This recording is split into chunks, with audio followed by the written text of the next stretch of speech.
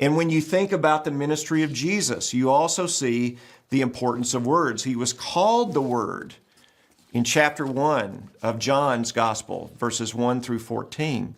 He spoke words in the Sermon on the Mount, you see in Matthew chapter 5 through 7, to shape people in the way that they lived.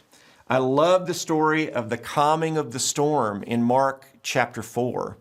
And in that story, Jesus gets into boats with the disciples. There are actually several boats on the sea, but he's in the boat with his disciples, and a storm blows up. If you've ever been to Israel, you know that storms can come up over those hills surrounding the Sea of Galilee and swoop down on it's a big lake, and they're violent storms. And so the disciples were out in the middle of this in a boat with Jesus, and this storm blows up, and these are seasoned fishermen who suddenly are terrified because of the storm that is blown up and is around them. And so they go and they wake up Jesus and they say, "Lord, don't you care that we are perishing?" And what does Jesus do? He gets up, and we kind of in a popular mode of this, we imagine Jesus saying, "Peace, be still."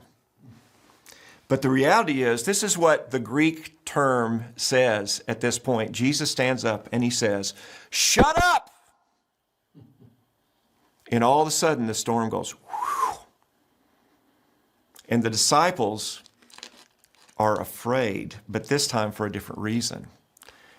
They said, "Who then is this who can command the wind and the waves?" And they obey him.